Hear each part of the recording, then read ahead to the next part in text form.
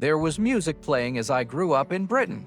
Not simply TV jingles and playground chants, but also the things parents said over and over again. Some were amusing, some were serious, and most of them stayed with me for the rest of my life. Let's start with number 15 and list down the 15 most classic. Close the door. Did you come from a barn? One of the most British things to say to a parent. This sentence came out of nowhere and hit you hard the moment you left the door open. It wasn't about barns. A lot of kids in Britain had never even seen one. It was about being rude, squandering money, and wasting heat. People who lived in homes with coal fireplaces or storage heaters valued warmth. A draft through the room was more than just annoying. It felt like money was burning. Parents didn't always yell it. It was funny sometimes. Other times, with that expression that was hard to miss. And here's the twist. Those kids who rolled their eyes in the 1960s and 1970 seconds are the ones saying it now. The feeling lived on, thus the phrase lived on. Use what you have wisely. 14. Money doesn't grow on trees. At least one British child has heard this. If you asked for a toy, a chocolate bar, or just a few cash for the store, this would come back right away. It was never just a no. It was a lesson. In the 1960s and 1970 seconds, wages didn't go very far. The bills kept flowing. Extras were nice to have, but families had to make do with what they had. This saying taught kids that money was valuable because they earned it, not because they plucked it from the garden. It became a mantra.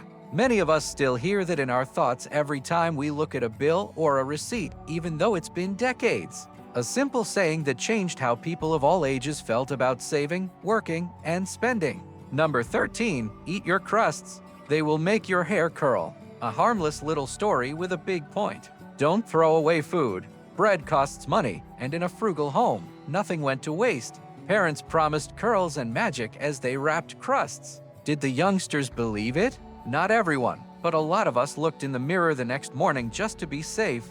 Of course, it wasn't about haircuts. It was about educating people to respect food, be thankful for every bite, and finish what was on their plate. You can still hear this phrase across the kitchen table when someone leaves crusts behind.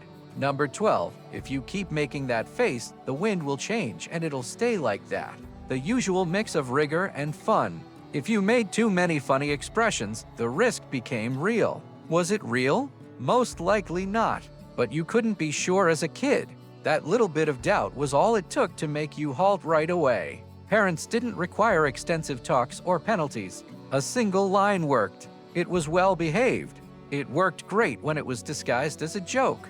We still giggle when we think about how scared we were when we froze mid-pull, afraid that a burst of wind would freeze our faces forever. Number 11, you'll die of cold. There weren't many warnings that were as dramatic as this one. Hair is wet, stockings are wet, and the coat is unbuttoned. Say the phrase. It sounded crazy, but it had a history. Central heating wasn't the same as it is now. People didn't get antibiotics every time they had a cold. And a lot of parents remembers when a cold might get worse. It wasn't actually about chills. It was about love, worry, and caring. Spoken harshly at the door or whispered while covering you in scarves. It was the voice of parents doing everything they could to keep you safe. 10. A small bird told me. One of the most scary things a youngster may hear. How did parents always know? You would smuggle candy, lie about your assignments, or share secrets with your friends. And somehow they learned. A small bird told me that it made the globe feel like it was full of spies.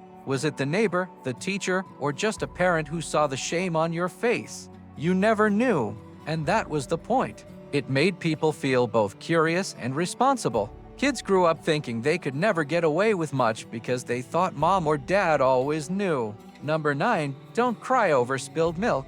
Break a biscuit, spill your tea, or get your school sweater dirty. And this sentence came in a calm way. It wasn't mean. It was smart advice. Things happen. Clean it up. Get over it. Thinking about what you couldn't fix didn't help. This saying taught people how to be strong in everyday life. It was hard when we were kids. We say it quietly to ourselves when we're stressed as grown-ups. It started out as a line and became a philosophy. Some things aren't worth crying over, and the best thing to do is to go on. Number 8, you are a better door than a window. This line hit as soon as you turned off the TV. the best of British humor. Crazy, crisp, and useful. It didn't become angry. It didn't yell, but it accomplished the job. You'd roll your eyes and giggle as you moved aside. There was a greater lesson behind the humor. Pay attention to other people. Be respectful of shared space. Even without the smoky living rooms and boxy TVs, the term still makes people smile decades later. Number 7, that will make your chest hair grow. Usually spoken with a smile when you ate something horrible. Bitter medicine, strong tea, and cabbage that was too soft. Of course, it wasn't meant literally. It was British hyperbole that turned misery into strength. Swallow, live, and laugh. It changed how you thought about hard jobs, making them seem like challenges you might win. The lesson that isn't obvious is that life gives you things you don't like. You take them anyway and keep going. Number 6, don't sit too near to the TV.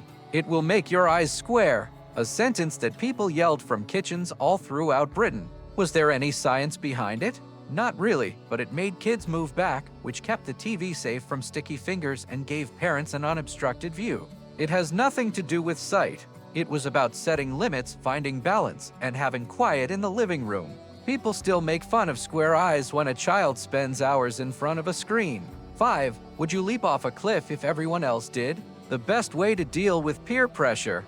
This term chopped it down when everyone else was doing it. It was short, cutting logic that didn't leave room for a reply. The lesson was always true. Use your own mind. With this line, a parent might easily fight off peer pressure. 4. I don't have a lot of money. A near relative of money doesn't grow on trees, but sharper. It wasn't just a hypothesis. It was who they were. Parents told their kids that every request came with a price, and that love didn't imply spending all the time. It wasn't just saying no. It was about showing that there aren't enough resources. And it often came with a smile, which made it seem like parents would give more if they could. Third, don't wear your coat inside. You won't feel better outside. The best British logic. Wait until the last minute to wrap up and keep the warmth for the walk ahead. Was it based on science? Maybe, but it became a habit. This statement had to be said for the rhythm of leaving the house to be complete. The expression didn't actually have to do with jackets. It was about doing things perfectly, in the right order, and with care. Second, wait for your dad to arrive home. Not many words could make people stop talking so quickly. It didn't need a lot of sound. It had weight, tension, and inventiveness. Kids knew there would be consequences no matter what home meant. Sometimes light, sometimes serious, but always helpful. It was disciplined by looking ahead, and it worked. First, what is meant for you won't go away. This phrase stood out from all the other warnings and jokes. Kind, hopeful, and very soothing. When you were sad, when plans fell through, or when you felt left out, your parents voiced it. It wasn't about barns or crumbs. It was about having faith, being patient, and being strong. A reminder that things will work out in their own way. And decades later, it still gives consolation that is passed down from one generation to the next. These words made a big difference in many kids' lives in Britain.